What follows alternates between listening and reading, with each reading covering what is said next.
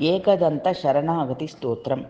सदात्मरूपं सकलादिभूतममायिनं सोऽहमचिन्त्य बोधम् अनादिमध्यान्तविहीनमेकं तमेकदन्तं शरणं व्रजामः।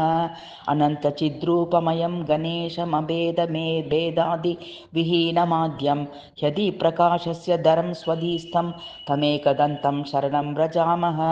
समाधिसंस्थं यदि योगिनां यं प्रकाशरूपेण विभातमेतं सदा निरालम्बसमाधिगम्यं तमेकदन्तं शरणं व्रजामः।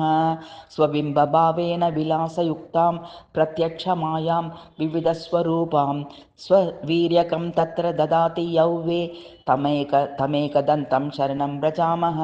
त्वद्दीयवीर्येण समर्थभूतस्वमायया संरचितं च विश्वं तुरीयकं ह्यात्म प्रतीतिसंज्ञं तमेकदन्तं शरणं व्रजामः।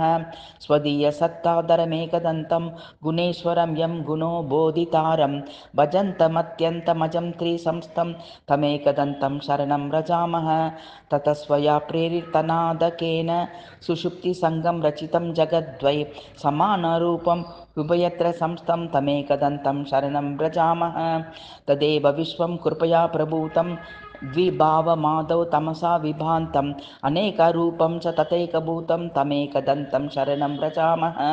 ततस्त्वया प्रेरितकेन सृष्टं बभूव सूक्ष्मं जगदेकसंस्थं सुसात्विकं स्वप्नमनन्तमद्यं तमेकदन्तं शरणं व्रजामः।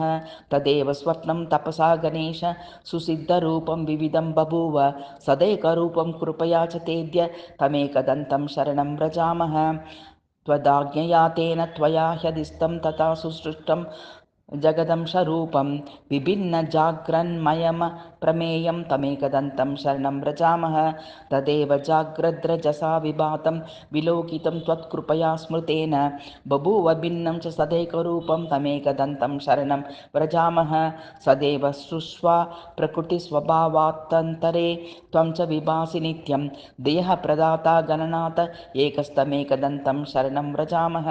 त्वदाज्ञया भान्ति ग्रहाश्च सर्वे प्रकाशरूपाणि विभान्ति के वै भ्रमन्ति नित्यं विहारकार्यस्तमेकदन्तं शरणं व्रजामः। त्वदाज्ञया सृष्टिकरो विधाता त्वदाज्ञया पालक एव विष्णुः त्वदाज्ञया हरको हरोऽपि तमेकदन्तं शरणं व्रजामः। यदाज्ञया भूमिजलेऽत्र संस्थे यदाज्ञयापः प्रवहन्ति नद्यः स्वतीर्थसंस्तश्च कृतः समुद्रस्तमेकदन्तं शरणं व्रजामः।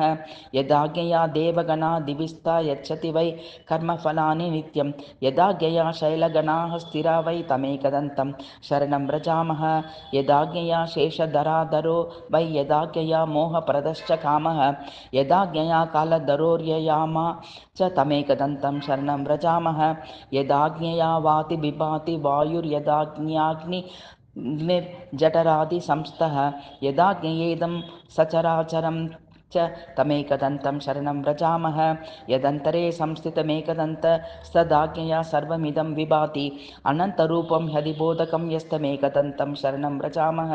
सुयोगिनो योगबलेन साध्यं प्रकुर्वते कः स्तवनेन स्तौति अतः प्रणामेन सुसिद्धिदोस्तु तमेकदन्तं शरणं व्रजामः।